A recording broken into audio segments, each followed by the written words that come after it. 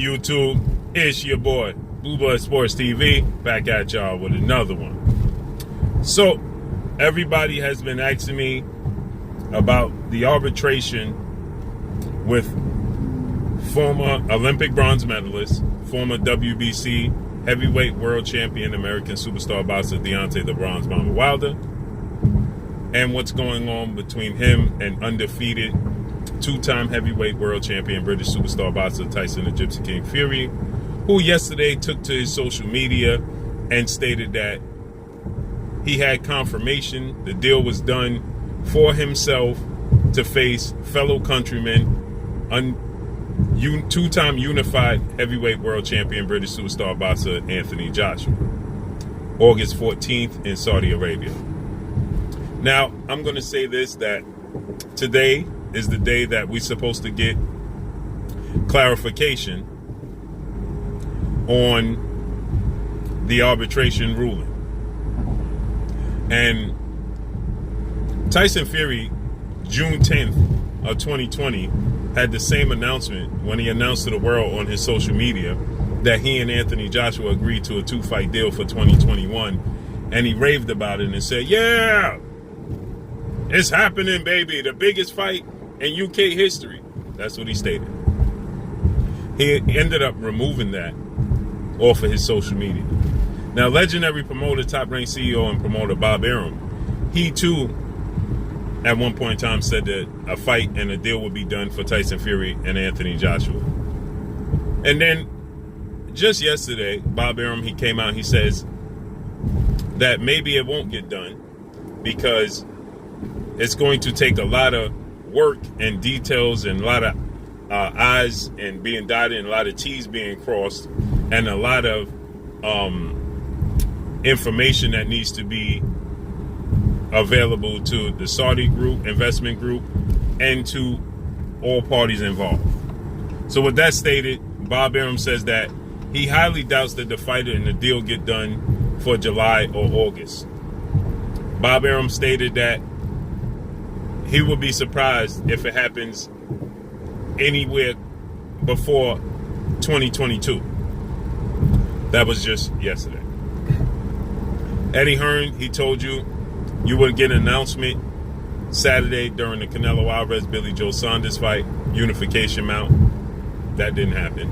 Then Eddie Hearn, he told you that you was going to get an announcement next week, the week following Canelo Alvarez Billy Joe Saunders fight. That didn't happen. Then we hear Tyson Fury come out on his social media once again and state that a deal has been done, and he just got off the phone with the investment group, the Prince in Saudi Arabia, and they have confirmed to him that a deal will be done. This at the same time, Frank Warren, Queensberry Promotions CEO, legendary promoter in the UK, he came out, who co-promotes Tyson Fury, and stated that they needed proof of funds, that the proof of funds wasn't there, and so he highly doubt that a deal would get done and a fight would happen, and that he expected Tyson Fury to fight again in July, as his other co-promoter, Bob Arum, stated that the arbitration with Deontay Wilder turned into a negotiation for a trilogy match. Reports came out that we would get an announcement on the ruling for the arbitration today. Today is Monday. Now, it's different time zones in different places, so we don't know when the ruling will be announced, but it's supposed to be announced today. With that said, I find it very hard to believe what Tyson Fury says. I find it very hard to believe what Eddie Hearn says. And you can also take, at times, what Bob Arum says with a grain of salt. So, Deontay Wilder has been showcasing his talents and the fact that he's with his new trainer and former heavyweight title contender star, American boxer Malik King Scott. And he's looking to become a two-time world champion. Well, the only way to do so for Deontay Wilder would be to face either Tyson Fury or Anthony Joshua. Tyson Fury in the trilogy match, first fight with Anthony Joshua that's been highly anticipated for quite some time. So with that stated, I don't believe that Tyson Fury nor his team believes that the arbitration is going to rule in their favor. Now, I believe that they're putting everything possibly out there to be able to deter from, the arbitration ruling in Deontay Wilder's favor. As we saw, mysteriously, the judge that's handling this identity be revealed mysteriously to the boxing public. How did that happen?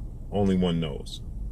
With that said, Tyson Fury, he stated that he paying his lawyers and his legal team millions upon millions of dollars to make sure he's able to free himself from the Deontay Wilder trilogy match, in which he stated that he did not want to have take place due to the fact that Deontay Wilder said some things publicly that he didn't like.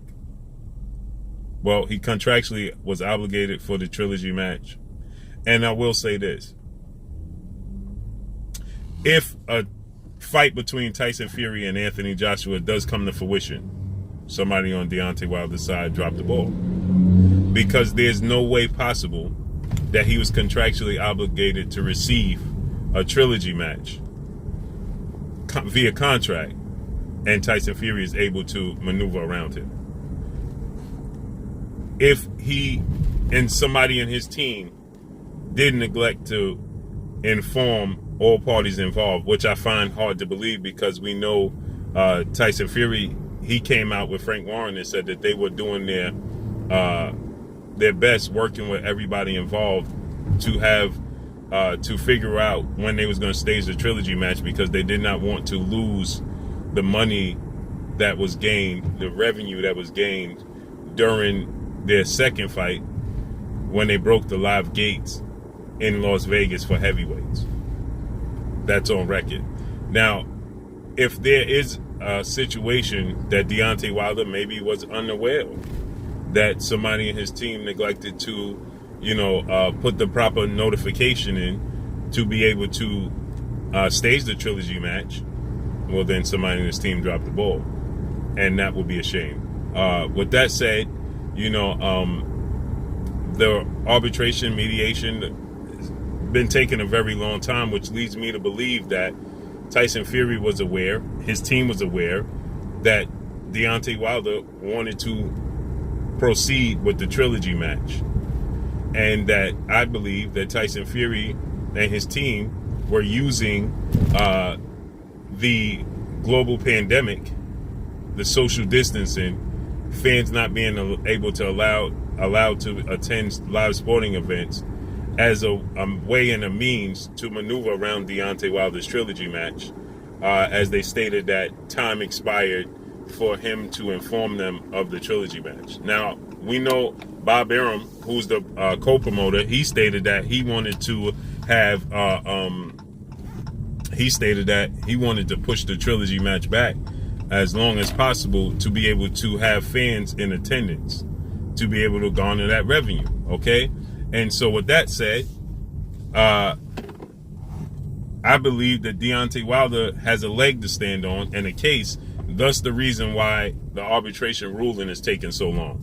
Because I just simply can't see the arbitration ruling taking this long if he just simply neglected to inform Tyson Fury, his team, that he wanted the trilogy match, and he just waited to the last second to when he was looking to proceed forward with the Joshua Undisputed match. That's when he just decided to inform everybody that he wanted this trilogy match. I highly doubt that. I find that hard to believe, and I believe the reason it's taking so long to get a ruling on the arbitration is due to the fact that Deontay Wilder does have a case. He does have a leg to stand on, and the judge is conflicted as to which side should he rule in. We know Bob Arum, he came out and he stated that at the very least they would have to pay Deontay Wilder,